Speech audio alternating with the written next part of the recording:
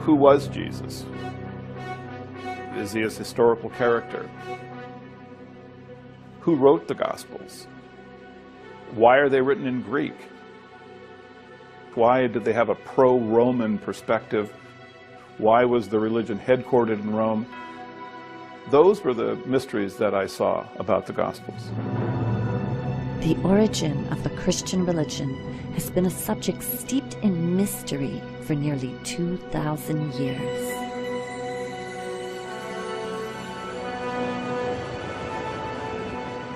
In Hebraic typology, texts were designed to be read in comparison to one another, or intertextually.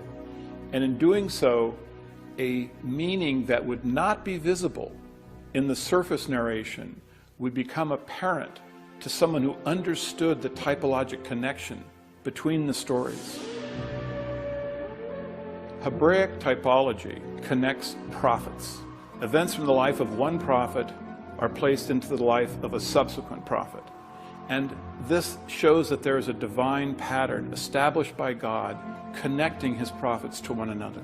The Gospels actually show how we can decipher for ourselves this hidden code or typology that was used to create the Jesus story.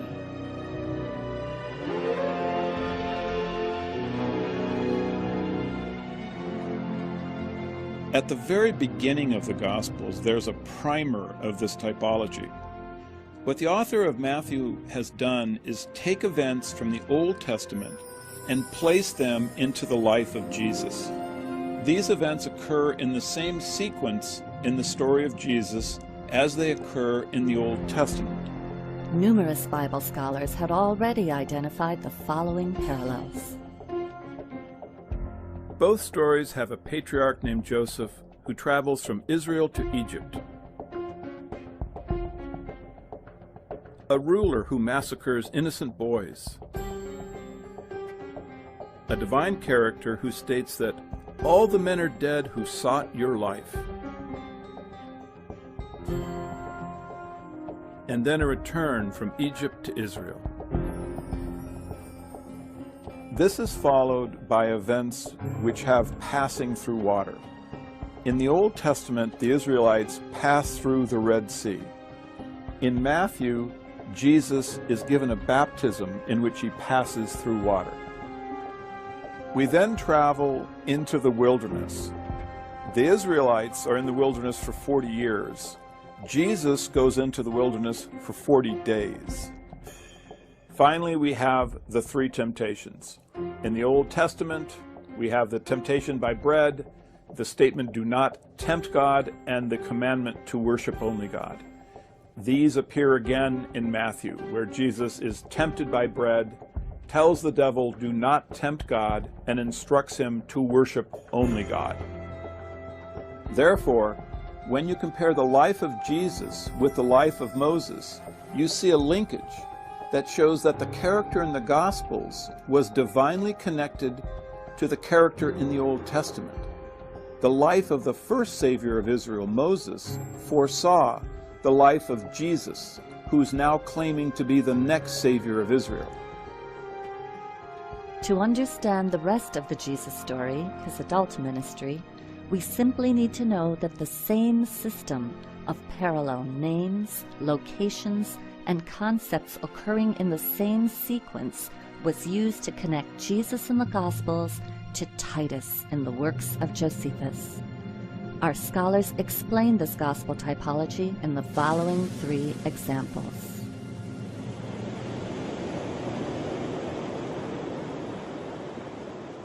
Jesus comes to the Sea of Galilee at the beginning of his ministry. He gathers his disciples to him and he says, "Do not be afraid. Follow me and become fishers of men." In the Gospel of Luke, Jesus actually says catchers of men. Titus comes to the same location, to the Sea of Galilee. He gathers his troops, his disciples, together, and he says, "Don't be afraid." And then he leads them. They follow him, and they attack a group of Jewish rebels. They sink the Jews' boats. The Jews attempt to swim to safety, and the Romans use their spears to catch them. they become fishers of men. The match isn't exact, but we should never expect it to be exact. It's simply a type which is repeated across the whole of the New Testament.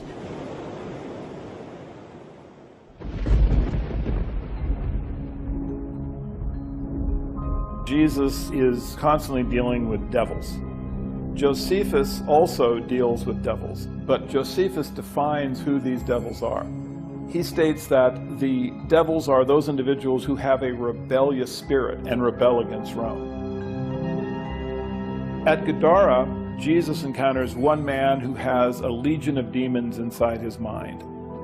They then are driven out by Jesus. They infect a herd of swine, and then this herd rushes wildly into the water.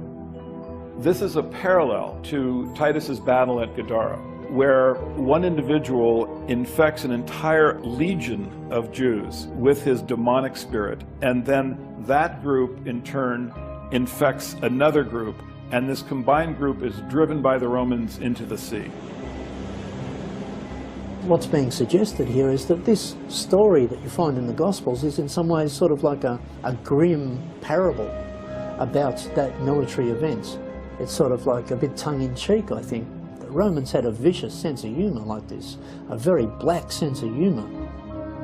In a medieval text that I've studied, which is called the Gospel of Barnabas, when you read that story, the way it's presented is in an unsophisticated form, that is to say it's sort of been decoded in some ways, and it becomes clear that what we're talking about here are the Jewish rebels are chased into the sea and they drown in the sea.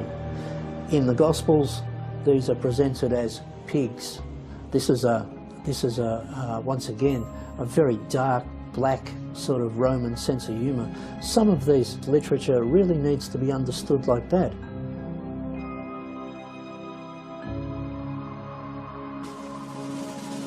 In Josephus's biography, he describes when he was in the entourage of Titus during the closing stages of the siege of Jerusalem, he chanced upon 3 of his friends who were being crucified.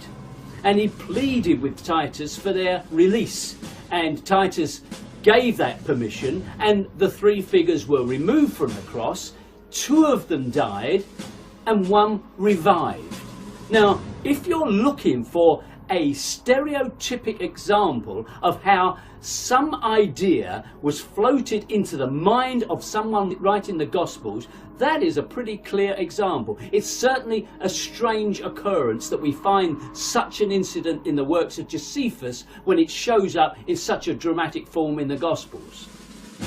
In the Gospels, Joseph of Arimathea asked the Roman commander to take Jesus down from the cross. In Josephus's history, Joseph bar Matthias asked the Roman commander to take someone down from the cross. Arimathea is a pun on Josephus's last name, bar Matthias.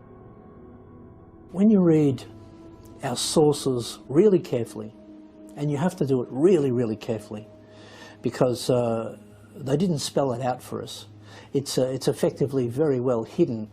We have to understand that our literature, a lot of our literature, is essentially propaganda. The Romans are not writing objective history, and all of our literature has been through Roman filters. Perhaps that's the significance of the Dead Sea Scrolls, that this is literature that hasn't been through the Roman filters.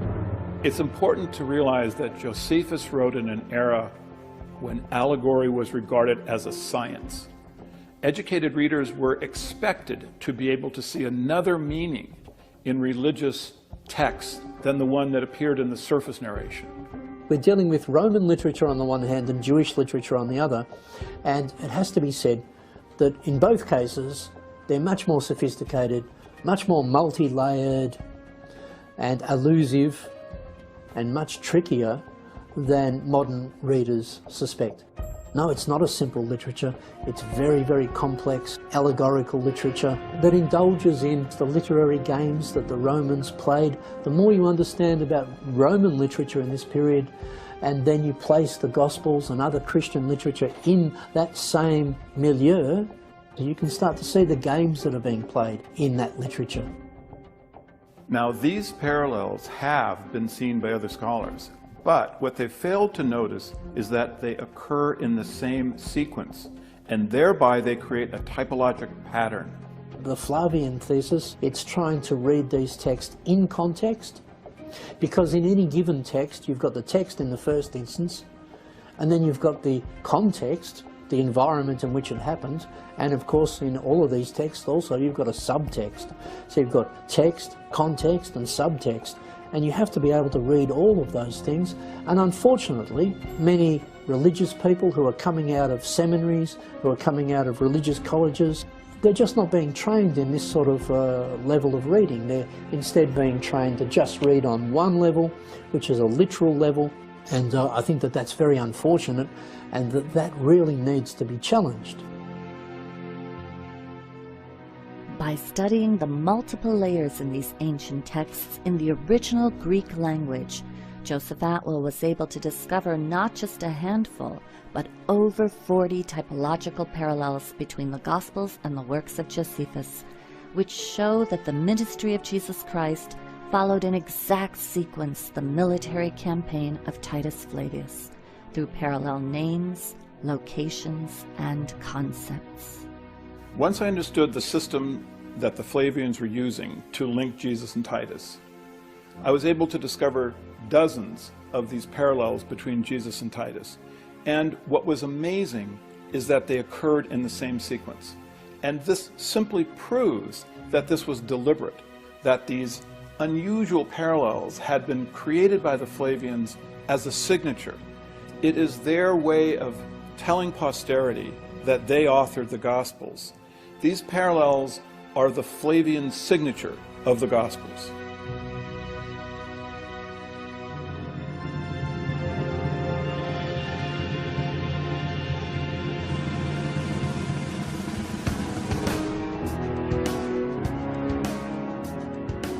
Both Jesus and Titus began their campaigns at the Sea of Galilee and then go into the Galilean countryside, followed by a journey to Jerusalem. Once they reach the city's outskirts, they pause for a period before they enter. Finally, they leave the city where their campaigns come to an end. To catalog the many parallels, I gave each one a convenient name that related to the concept in that particular parallel set.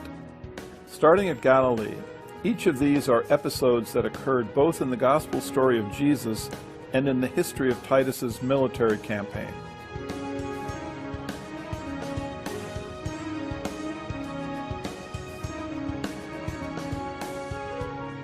Both Jesus and Titus journey to Jerusalem, each sending messengers ahead to meet him when he gets to the city.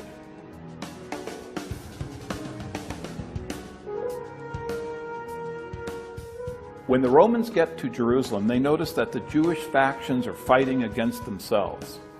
At this point in the Gospels, Jesus talks about a house divided against itself cannot stand. Then Josephus wrote that in preparation for battle, Titus ordered all of the fruit trees between the Roman camp and the walls of Jerusalem cut down. At this point in the Gospels, Jesus states that if a fruit tree does not bear good fruit, cut it down. Titus goes around the walls of Jerusalem looking for the best place to construct a tower from which they can launch their attack. At this point in the Gospels, Jesus asks, which one of you who is going to build a tower doesn't first sit down and think about the cost? At this point in the history, Titus sends Josephus to ask the Jews what terms they will accept for peace. In the Gospels, Jesus describes a king who sends a delegation to ask for terms of peace. Both Jesus and Titus at this point have triumphant entrances into Jerusalem, during which, amazingly, stones are said to cry out.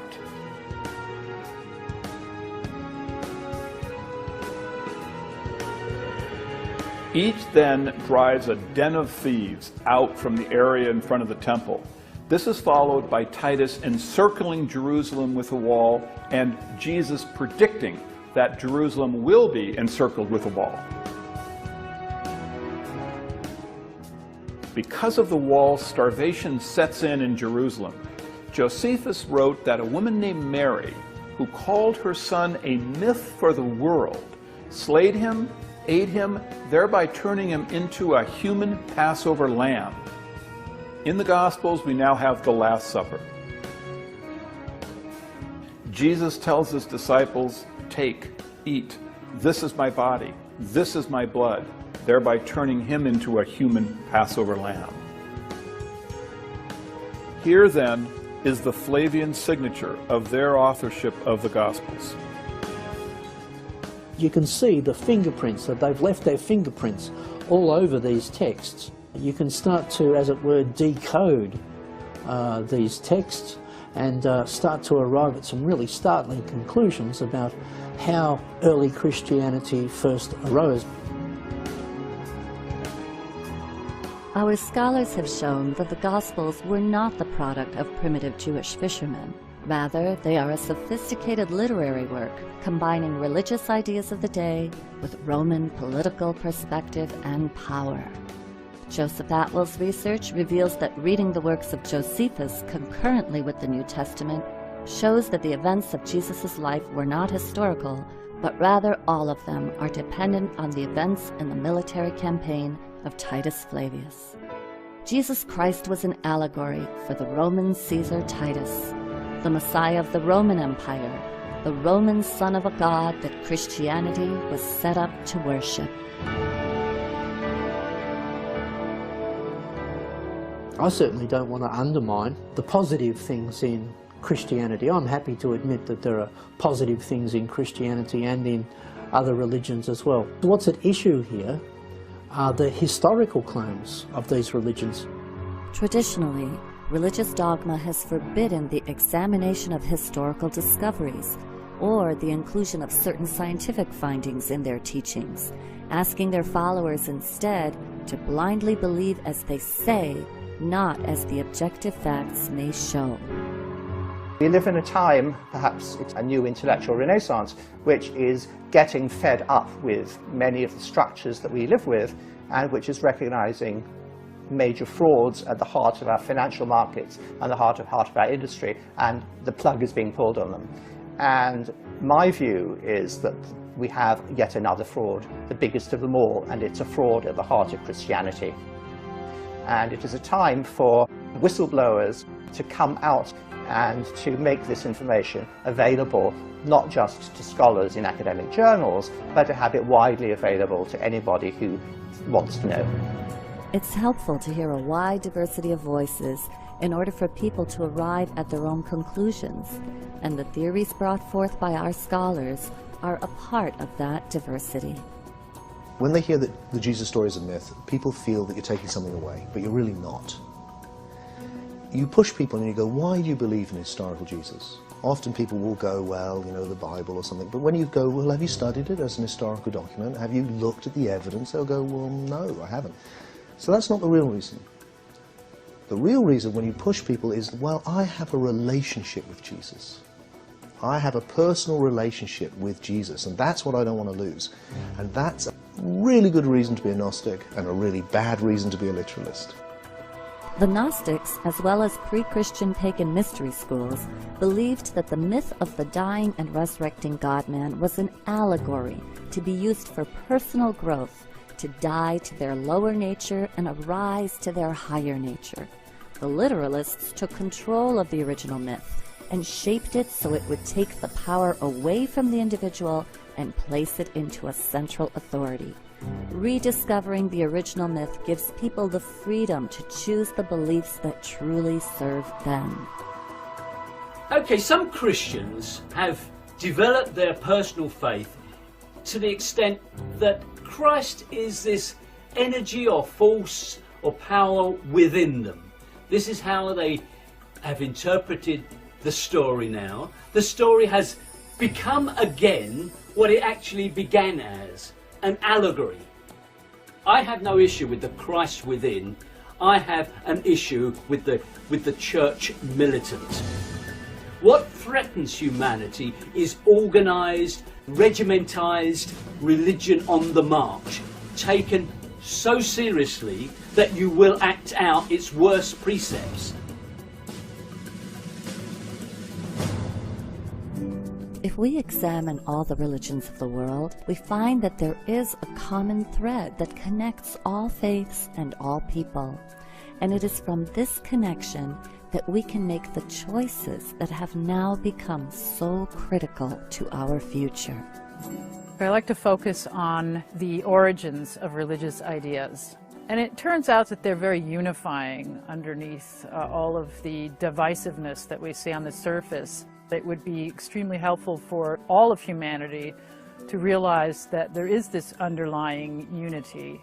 And those origins are basically nature worship, the study of the sun, the moon, the stars, planets. This is all what humanity has been looking at, of course, with great awe and reverence for thousands of years. And it's extremely important, I think, for us to get back to those roots. The destruction of the planet is also directly tied to religious ideas. This can help to restore balance to the planet in a very, very profoundly significant way. The very survival of humanity depends on viewing history from a new perspective, so that we can be clearer on the historical facts and still honor the myths that offer us the greatest wisdom. It's what the myth, what the poetry says, that matters, not what actually happened. So each new generation, whatever you say, is going to hear the myth. And that's what is true for them. And what follows is the actual history is much too complex for the average person to ever get their head around. Though the actual history is complex, and we may never know all the facts about what happened 2,000 years ago, the voices of our scholars are contributing to an ever-widening dialogue and the growing paradigm shift being witnessed all around the world today that can lead to a more empowered and enlightened humanity tomorrow. This is really important for our culture, to understand where Christianity came from. And this is direct evidence. You can actually walk this path and come to this conclusion. You can know that Christianity was an invention of the Romans. It was done to pacify their subjects. And this is important because it gives us a different way of understanding government, how government operates, the tools that government uses, the purpose that government has for the various propaganda apparatus. Evangelical Christians are getting away with debunking facts as mere theories, even subjects like evolution, but they provide no evidence for their position other than to simply cite religious dogma. And if you look at the influence that dogma is having in the media today, you can easily see it is increasing. I would like to challenge these extremists to consider the possibility that my findings are correct. Though there is much good in Christianity, we have to understand how rulers have used it to control us and how they are still using it to control us today.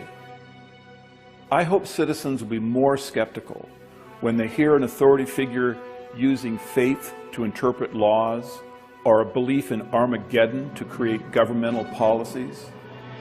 The Flavians encoded a secret message into the Gospels, which we can now understand in a new light. You shall know the truth, and the truth shall set you free.